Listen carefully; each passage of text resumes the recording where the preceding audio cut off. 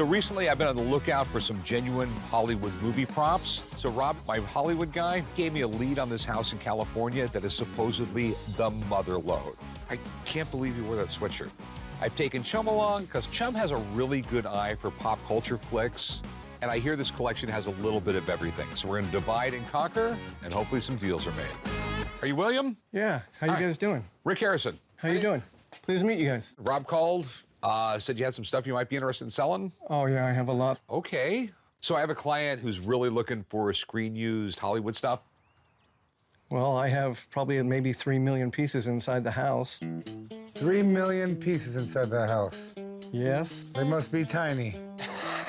I've been a Hollywood collector of memorabilia since I was 5 years old. I started with Hot Wheels, Lionel trains. Then when I got older, I would collect everything that I could from the movies. Pictures that were signed, collect clothing. I love clothing, bathing suits. I probably have 2,000 to 3,000 bathing suits. There's some really nice stuff in there. Well, let's go take a look at it. Come on in.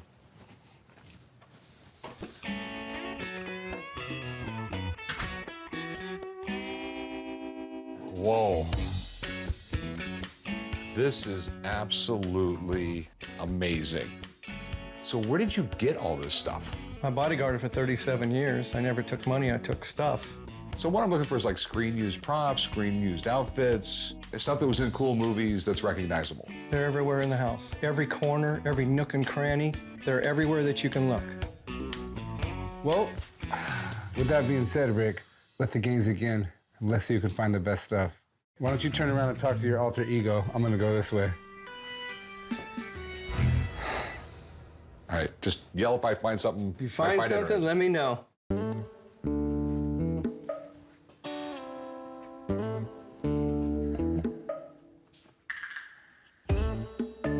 #1 Ghost Rider.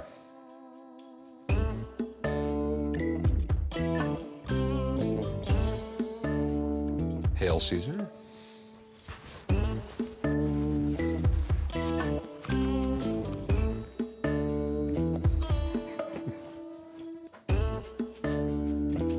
Oh, Ricky Bobby race suit. Shake and bake. Oh my gosh. Oh, this is so cool.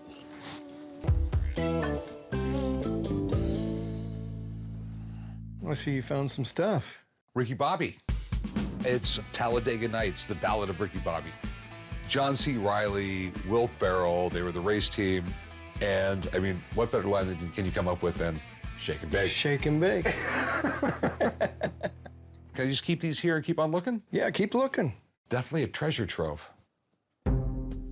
Baywatch. Ooh. You have a lot of stuff. Just a little bit. What is that, by the way? That is Margot Kidder's out of Superman. She was Lois Lane from the original Superman movie. That's pretty cool. It was just such an iconic movie. I mean, this is Christopher Reeves, Margot Kidder, Gene Hackman played Lex Luthor. This is 1978, the year after Star Wars. You know, this is the time when they were finally figuring out special effects. And the public was just expecting more, and this is a movie that definitely delivered. Where did you get this?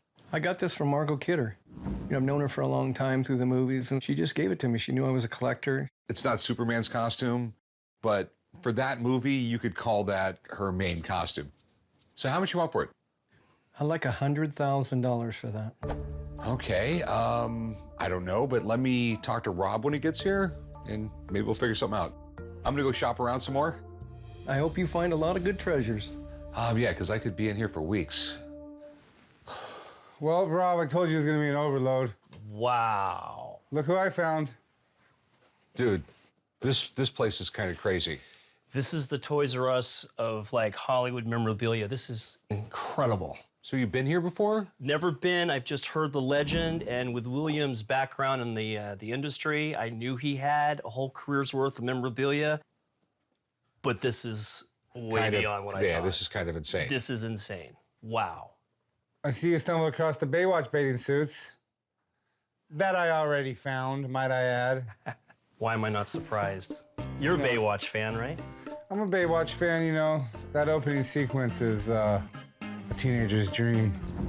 Well, I could already tell from here those are the real deal. I've handled those before. Classic 90s television Americana. Cannot go wrong with that kind of piece. How do you tell if they're real? The indicator for me right off the bat would be the patch. If you fake a patch outside of the studio system, they're never quite as nice. And also they're signed.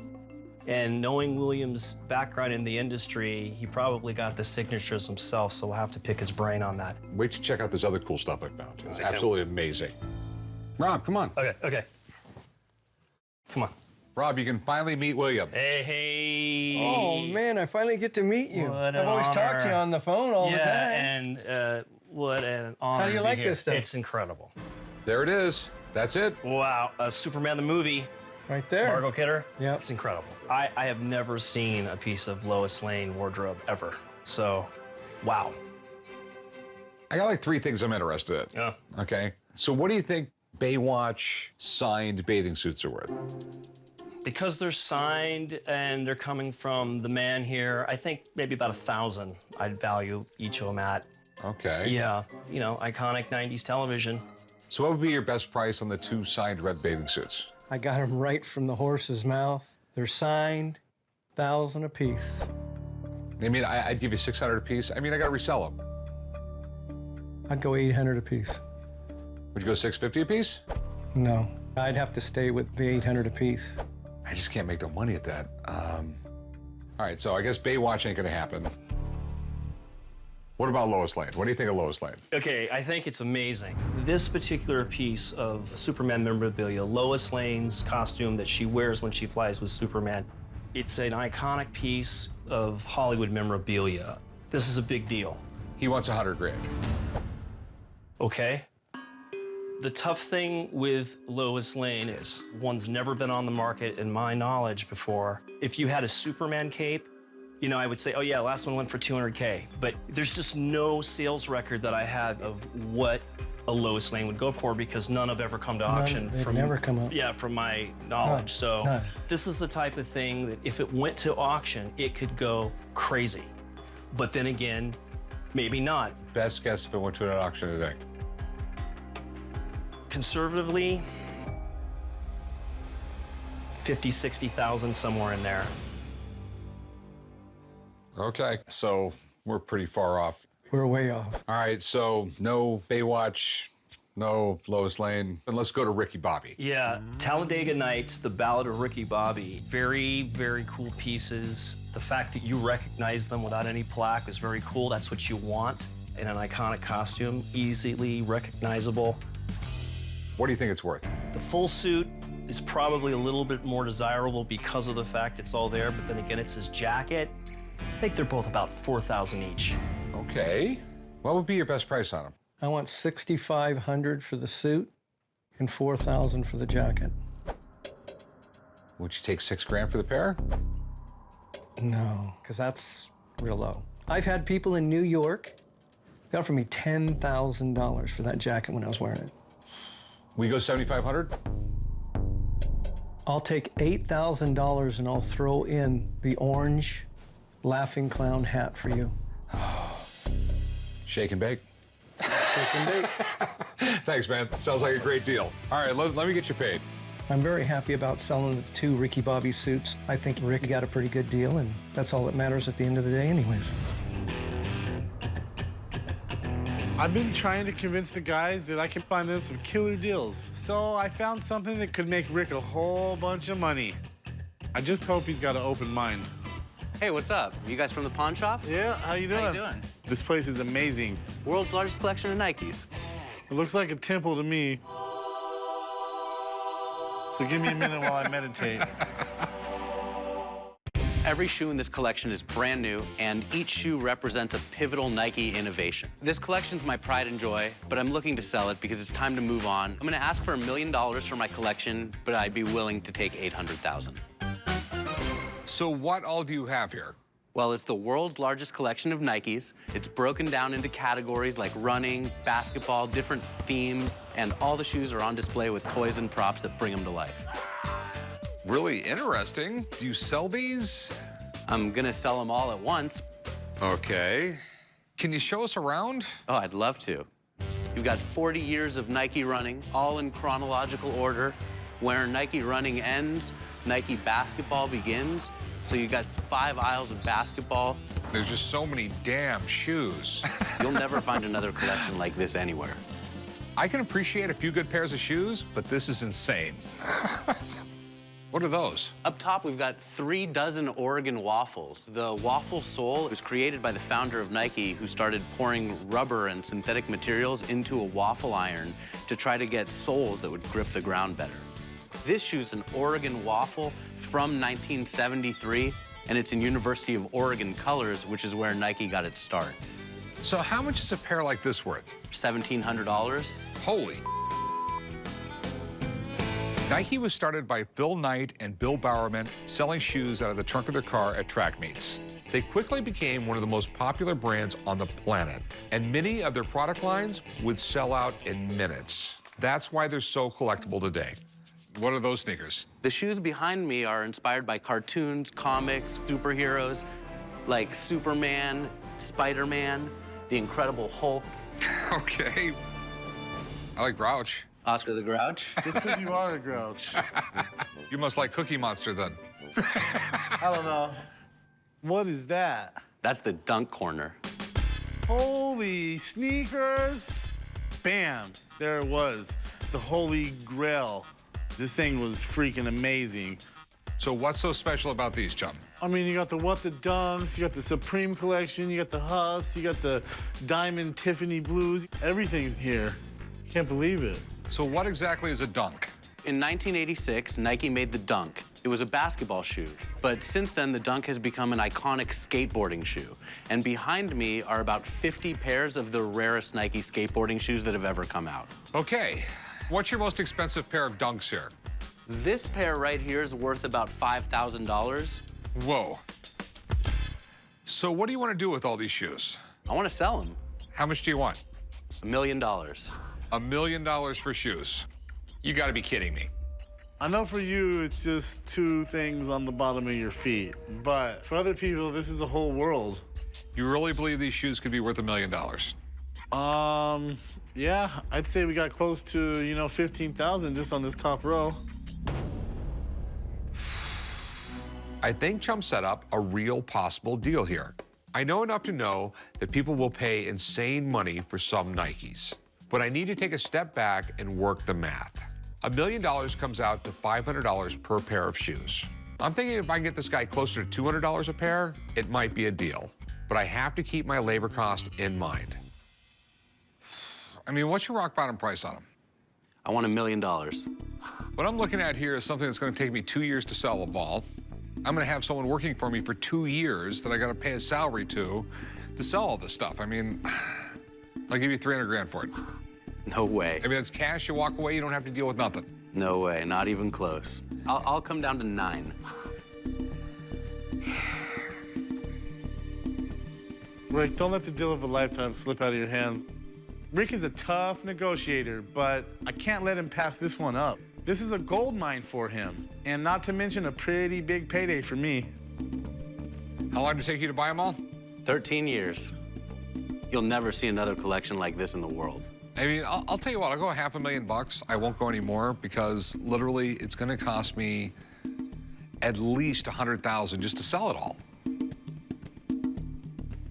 $500,000 is $250 a shoe. I've got shoes in here that were $5 grand. I'll come down to 8. That's my rock bottom price.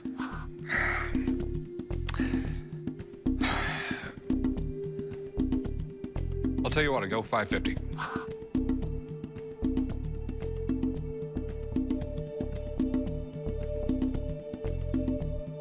I can't do it. It's just too low. It was nice meeting you, man. Rick. It's nice meeting you too. Rick! I really appreciate you letting me see everything, but come on, Chum, we gotta go. This ain't gonna happen. You want to sell anything individually? Thanks for coming by. Nah.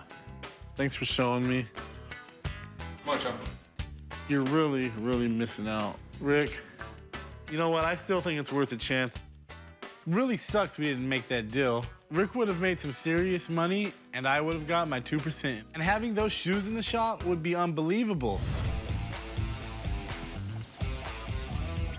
Earlier at the event, a man brought in some presidential DC items and a grooming kit that Rick ended up buying. The seller told us he has a bunch of things for sale, including some really cool barber chairs. Rick's super busy back at the event. So he sent me and Corey on a mission to see if we can find anything else. Hello. Welcome. Thanks for inviting us over. My pleasure. I mean, the outside is amazing. Wait till you see the inside. Whoa. This is awesome. Oh, man. There's art everywhere. This is definitely cool. This is where you live? Yes, my wife and I live here. Wow. We are a nonprofit museum, a private club, and a hotel. So you can stay here overnight, or you can just come visit the museum. It's 5 interconnected townhouses, 32 bedrooms, 35 bathrooms, 30,000 square feet, and 85 secret doors. Okay. In fact, the first secret door is right here in this room. The bookcase? It is. Why don't you go ahead and explore a little bit? I know you came here to look for some barber chairs, so if you can't find them on your own, I'll come find you. All right, sounds good. All right? Big Hoss, let's hit the secret door. All right, let's give it a shot. Whoa. I want to look through everything before I commit to anything. Typically in museums, man, you're not supposed to touch stuff. Don't tell anyone, I won't tell anyone.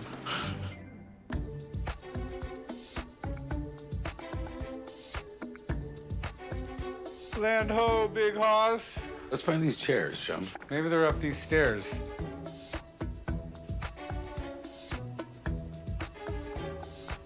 There you are. You made it up to the 4th floor. This is pretty neat.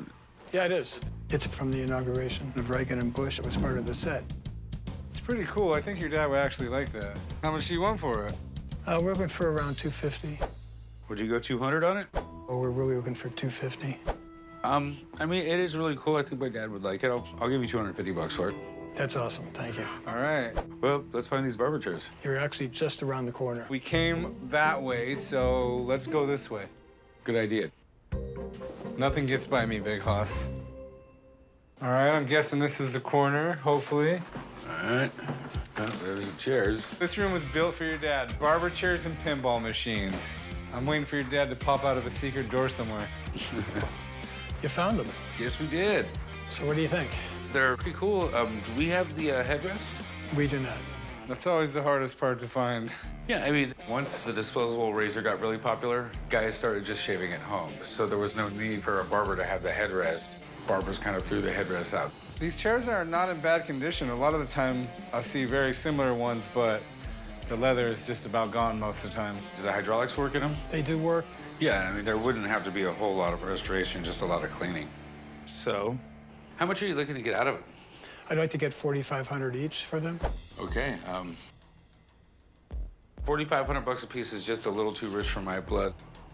As of right now, I'm just gonna pass. They're always going to be here. All right, I appreciate it. Thank you for having us. This is really cool. You're welcome. Hopefully I'll get lost on my way out. Okay.